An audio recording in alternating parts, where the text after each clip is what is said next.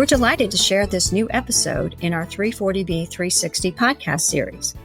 Note that since the time we recorded this episode, Maxor rebranded as VytlOne. So throughout this episode, we refer to VytlOne by its former name of Maxor. VytlOne was chosen to reflect its two core differentiators. Vytl, they said, emphasizes the vital role of their holistic and unmatched pharmacy expertise. And one signifies that VytlOne operates as one unified team with its partners. I think you'll find my discussion with VytlOne's leaders, Joel Wright and Abel Haile, to be very interesting and informative. Enjoy the podcast. Welcome to 340B 360, a new monthly podcast from 340B Report. I'm Anna Mangum, host of this new program, which showcases 340B Report's valued sponsors and the crucial role they play in the 340B ecosystem.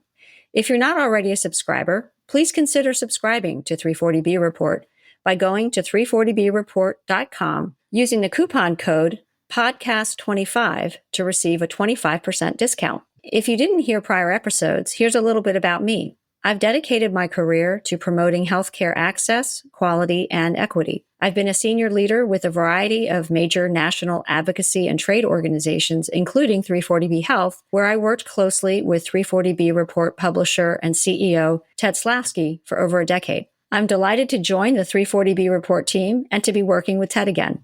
In this exciting new episode of 340B 360, I chat with two senior leaders at Maxor, a comprehensive pharmacy services company.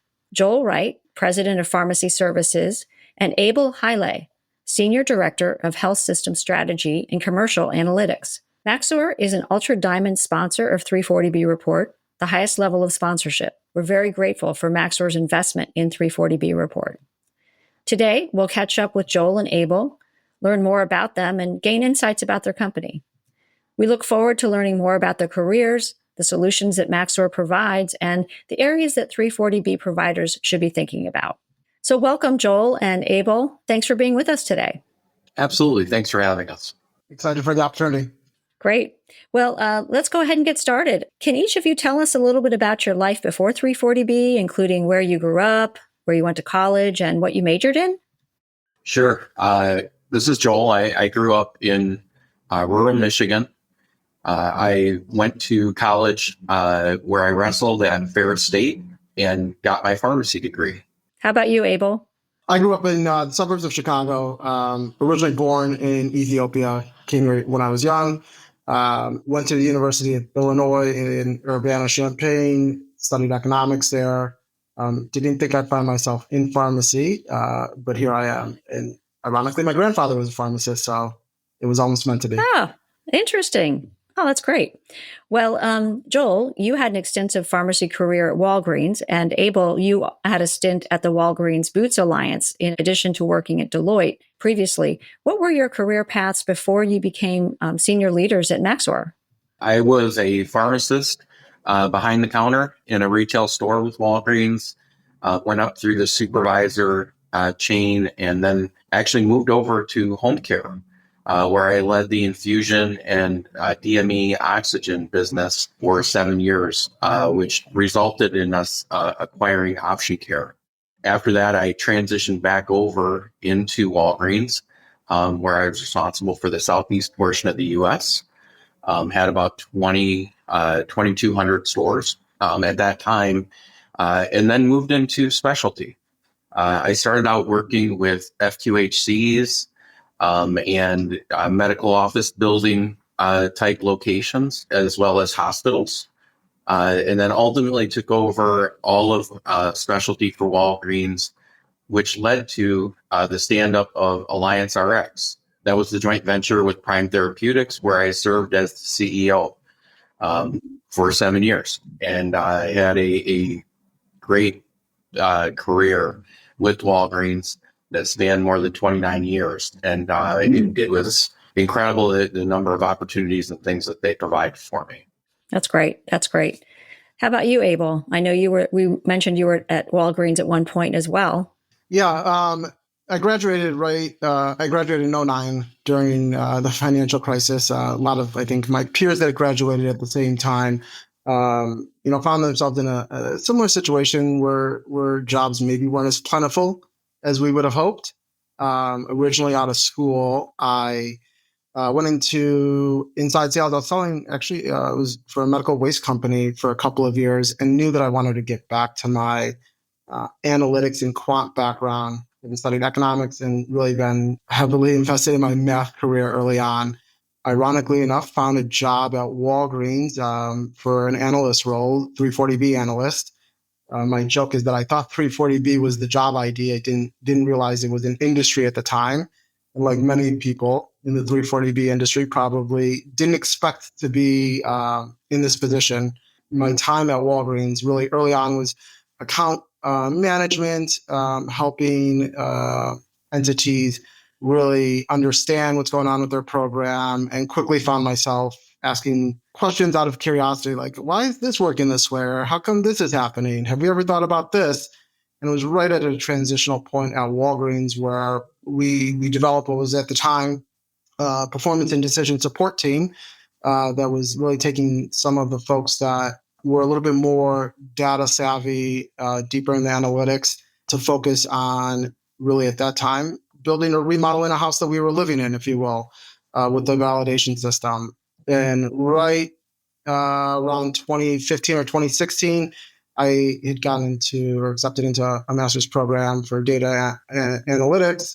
I was on the verge of doing that when I had Deloitte reach out to me. Long story short, interview process went well, ended up getting an offer and going there. They were looking for a 340B senior analyst. So I joined the firm really with like 340B as a focus.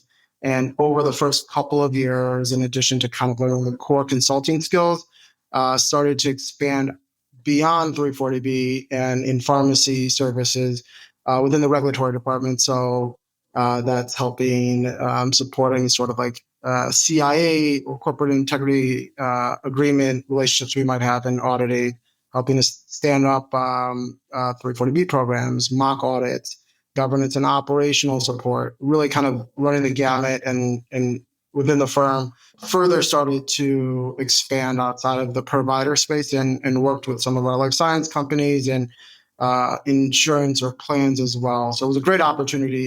It ironically turned into the master's degree that I thought I was going to get from Notre Dame and then some. It was a great learning opportunity. And one of my leaders at the time at Walgreens, who I report to now at Maxor, and probably sounds ironic to say, but the people are really what bring people back, and he was a big catalyst or reason why I even entertained the opportunity at Maxor and ultimately ended up coming here after 10 years in professional services. Terrific. Well, having initially worked both of you in areas outside of 340B, what do you think is unique about the 340B space in pharmacy and in healthcare more broadly? I always say that 340B is very much a downstream program, especially when you look at it holistically from the in-house to or inpatient to outpatient environment. Operations upstream, whether knowingly or unknowingly, do impact the program. And this can span from infrastructure changes like new clinics or departments opening up, technological advancements or transitions such as EMR implementations. And then, of course, we've got like operational workflows too that happen on a day-to-day basis, whether that's like post-administration, revenue cycle changes to patient statuses or correction of incorrect quantities that are ultimately entered into the EMR. As many of our listeners understand and likely have in their own programs, there's third-party applications that are deployed to help manage the 340B program. And it's important, or it's vital, really, that these applications are in sync with upstream operational and infrastructure changes. It's one of those things that, it can quickly spiral. If you don't have a pulse on it, that's something you were unaware of, might be negatively impacting your program downstream. So I think really the idea of knowing things upstream that we can't control as 340B departments are ones that are greatly going to impact our program is something that makes it quite unique. Very interesting. Well, thank you for that perspective, Maxor was originally founded as a single community pharmacy, actually, Maxor Drugs, in 1926 in Amarillo, Texas, where you're still headquartered. That's almost a century ago, which is amazing. In the 1960s, pharmacist Jerry Hodge purchased Maxor Drugs and transformed it into Maxor National Pharmacy Services Corporation. And he served as a mayor of Amarillo, and the School of Pharmacy at Texas Tech University Health Sciences Center is actually named after him. Tell us more about this fascinating origin story and how your firm has expanded to its current footprint and I believe over 1,000 employees. Yeah. So Maxor was a single drugstore for the first many years. Jerry Hodge actually was the impetus for change after he bought it. He looked at where the markets were going, and so he actually started and developed a PBM. He also entered into the 340B program and started to build expertise there. He ran pharmacies. His first hospital that he worked with, interestingly enough, was Johns Hopkins, and had did some really good work with them and brought a lot of credibility to the expertise in pharmacy. And then as that tied to 340B and understanding how they work together. In addition, they built expertise in working with jails and correctional facilities. Then ultimately, Jerry Hodge sold the company in 2017 and stepped down as CEO. That really marked where I would say we went from being kind of a owner entity-led shop to being a more modernized company and one that was really had a broader focus. So with that, there came a significant expansion and investment in some of the technology, and ultimately today, where our focus is really around, we have PBM solutions and we have pharmacy services being our side, but in both cases really focused on how do we help entities, whether they are FQHCs or Ryan White's, tribal, but especially health systems, run pharmacies and you make sure that they are compliantly utilizing the 340B program. So actually, we are now over 1,500 employees and have over 100 pharmacies that we operate across the country. Wow, that's, he was quite a pioneer. And that's just an incredible origin story. Tell us more. You were mentioning some of your service areas. Can you tell us a bit more about the key services you provide to your stakeholders and to the larger healthcare supply chain? I like to think that we're an extension of our 340B or of the 340B operations of the covered entity. Provide 340B support that first and foremost is focused on compliance, and then also capture rate or pull through, if you will. We support our CEs in a number of ways. This may include providing 340B compliance reviews, as well as reviewing what the industry knows as suspect claims. These are ones that weren't initially qualified by the TPA. The TPAs, there's not one that's perfect. There's a lot of exceptions to the rules. So these are the ones that kind of don't meet all of the checks and do require an additional level of manual review, which would entail going into electronic medical record to substantiate patient eligibility for the qualifications. We do that and support that with our clients. We also help and aggregate TPA data so that the clients have a single spot to quickly review programs. We know that covered entities have split billing software for their internal in-house. Contract pharmacies have their own TPA, so centralized solution. Provide recommendations as it relates to contract pharmacy additions. And I think just as importantly, like removals, having a contract pharmacy that has little value is additional compliance work. And just as important as it is to find good partners, it's also important to make sure that you have a limited network so that we're not going too broad. And then we also help support many of our clients with ESP submissions and recommendations related to designations as it relates to really the manufacturer impacts. And then, kind of tangentially, but again, 340B being downstream, the tangential stuff is still directly impacts 340B. We assist our clients with getting access to limited distribution drugs and payer networks as well for their in-house pharmacies. We partner with other pharmacies to help expand access to medications that the CEs otherwise may not be able to fill in-house, and really the primary focus being doing what's best for the patient and the covered entity. So looking at it holistically. Well, that is a really robust portfolio, to be sure. That said, what is it about Maxor that makes it particularly valuable to the 340B provider community? I think it is our expertise and our focus on compliance. So we have deep 340B knowledge. I would put our group against any in the country. And I would say that, we have a 340B auditor on the team. We have Abel, who's done the mock audits and some of the consulting and setup work, and an entire compliance team that goes out and helps ensure that we are operating correctly and in a compliant manner. That's critically important. In this, the 340B program is extremely complex, and we want to make sure that while they are taking advantage of the opportunities with it, that they are also aware of the risks and making sure that they are doing it in a compliant way. And these providers can't afford to have an audit go sideways and end up having to pay back millions of dollars. It could put them literally out of business. And so I think that compliance piece, as well as our nationwide reach and the different types of entities we work with, really make us a really best-in-class partner in the space.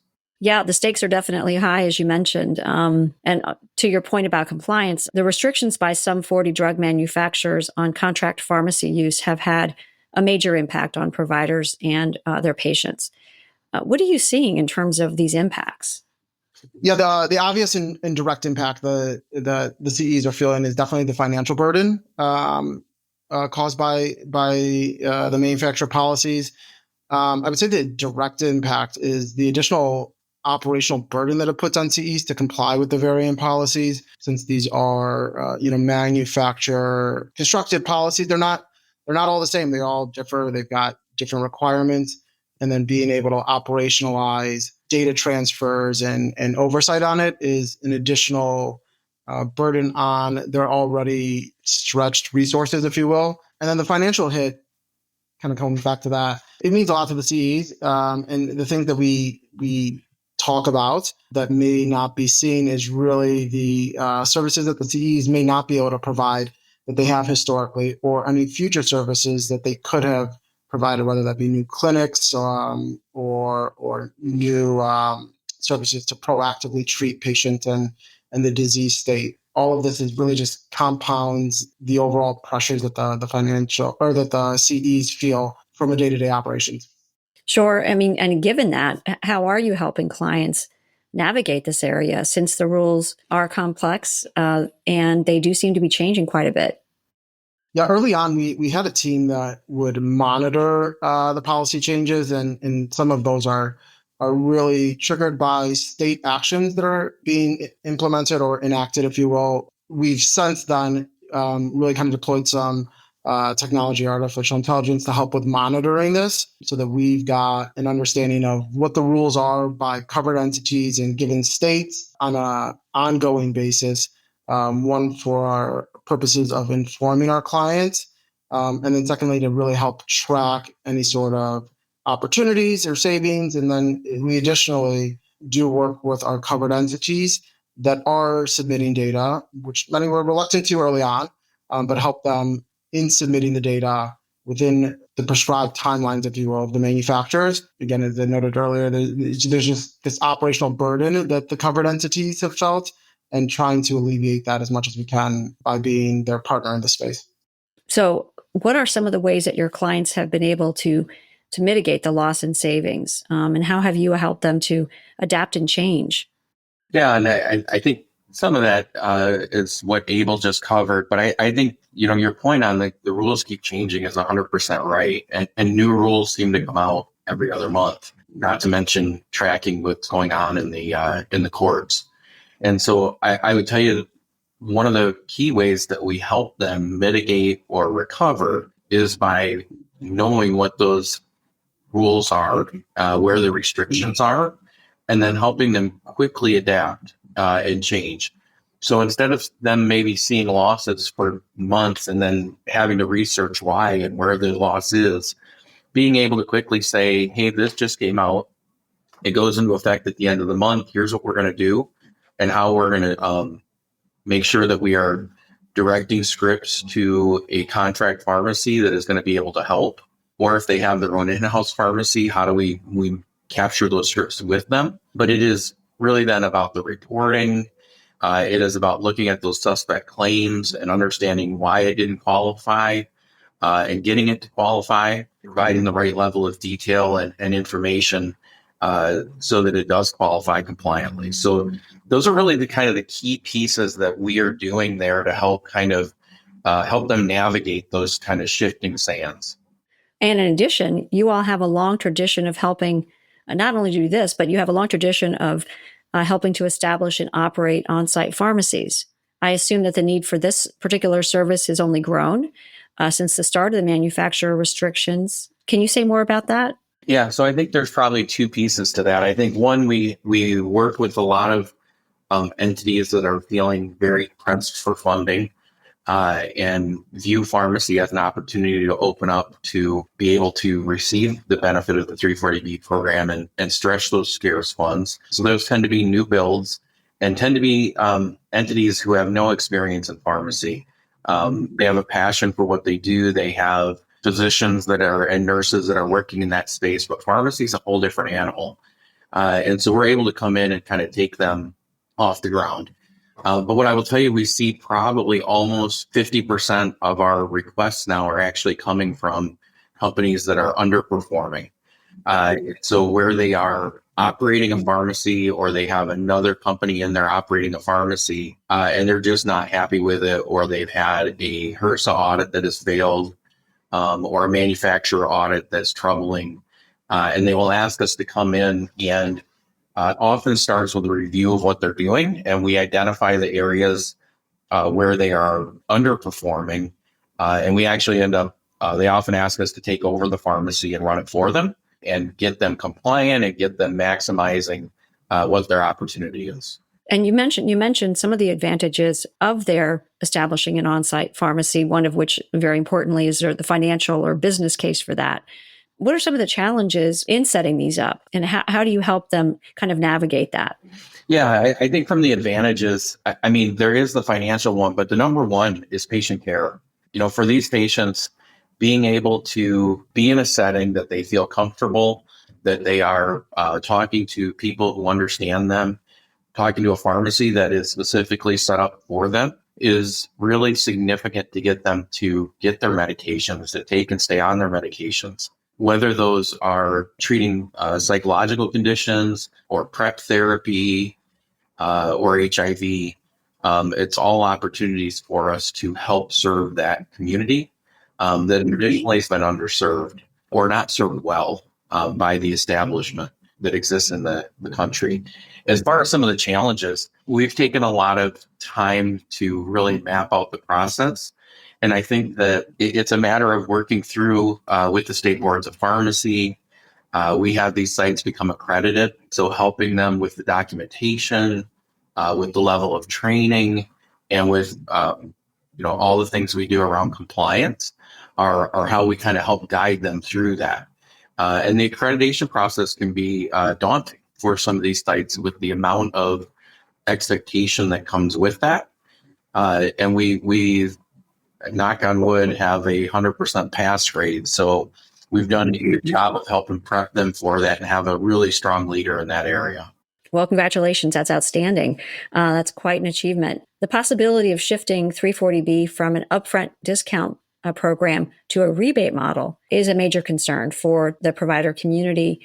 What are your thoughts about this potential shift and ramifications for providers and ultimately for patients?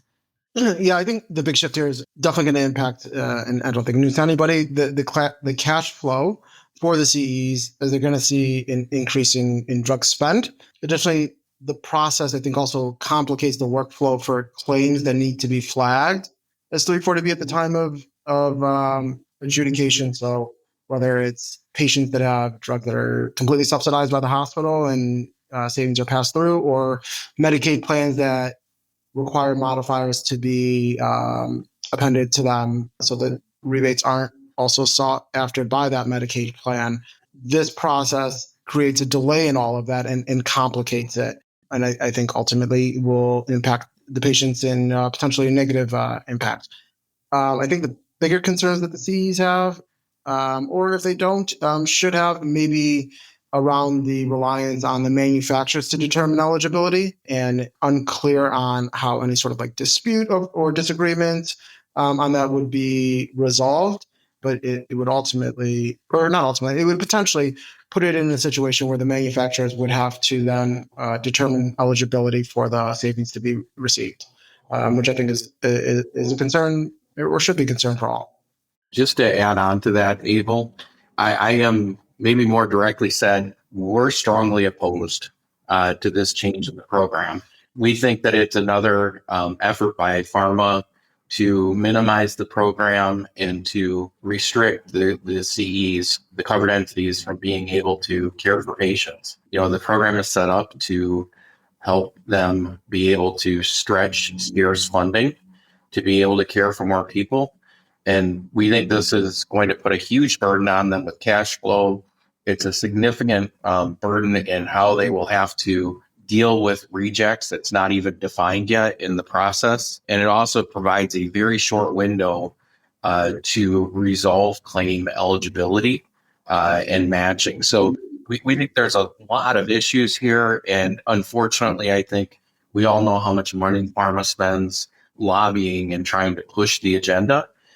We think it's really important that we have a unified voice among 340B, whether it's the entities themselves or companies like us that support them, that we have a strong and unified voice to push back and help explain and tell the story of the benefit for the communities that these covered entities provide, but also the amount of risk and damage that a change like this could have. You're doing a tremendous amount to support your customers in the very dynamic and shifting policy environment, and that must keep you very busy. But what are some other areas that you're working in to help your clients? Yeah, we also are helping our clients with the PBM services that we provide. And those PBM solutions really are not only broad, but we also have specifically tailored them to work with health systems. And so where there are opportunities to lower costs for their employees and be able to do more for the community with those dollars, it has been really rewarding. We've seen really significant savings for some of the very large health systems and helping them customize formularies, set up network design, copay structure, things to help make sure that the entities are getting to utilize their own pharmacies to take care of their employees. I know that sounds so obvious and simple, but it actually is a real challenge that many of them have. So we're excited to be offering that and helping to promote that. That's terrific. Are there other areas that you think 340B providers need to be getting prepared for down the road? There's a few areas that come top of mind to me. I think it's a copycat league when it comes from state regulations, if you will. We see a lot of transparency laws that are being passed at the state level. So whether or not CEs in a state that has requirements or will have requirements in the upcoming years to report on 340B savings, they should be prepared to comply with that. The sooner the better. Another one in kind of the same vein is really around Medicaid or state Medicaid plans, mimicking what California did a few years ago, requiring each entity to do self-audits of their 340B Medicaid billing requirements, help support the audits of those for several CEs. And it's complicated and it's not an easy task. And it's a matter of time till maybe another state does something similar. So CEs being prepared to comply by that. And I would recommend, doing the self-audits on their own so that they are in a position to comply and effectively should anything like that come out. And just in general, it's a good way of keeping overall compliance on your program. We've got IRA that's going to be going live too. So that's the Inflation Reduction Act. Yes, that's right. And then there's a lot of ancillary regulatory changes that are either in place or maybe in place that CE should just be well informed on things that may tangentially touch the 340B programs. Yeah, well, there's a lot under the hood for sure. Do you have any final words of advice or thoughts for the 340B community beyond that wonderful kind of view down the road? Yeah, I guess my probably two pieces of advice would be, number one, advocacy and a combined voice and a unified message is really important. I think we need to make sure that the 340B community, including health systems and health centers and RIAM Whites, need to make sure that they're taking a broad view of our community and being together and unified in how we message. I think the second piece is this is an extremely complicated program with significant rule changes and manufacturer restrictions, and just making sure that they have the right expertise, whether that's in-house or whether that is a partner, to make sure they're navigating it properly is extremely valuable and critically important, I would say, in this community. Mm-hmm. Well, thank you so much. Very wise words. Thank you again to both of you for joining us today. It's just been a delight to hear from you on these really important topics in 340B. To our audience, please stay tuned for our next podcast, which will occur next month. Thank you for having us. Thank you for the opportunity. Thank you for joining us today. We look forward to having you join us for our next podcast. If you're not already a subscriber, please consider subscribing to 340B Report by going to 340breport.com and using the coupon code podcast25 to receive a 25% discount. It's the best way to stay on top of the latest developments in the ever-changing 340B program. Also, check out our other podcast, Inside 340B Report, to hear our journalists discuss the latest 340B developments.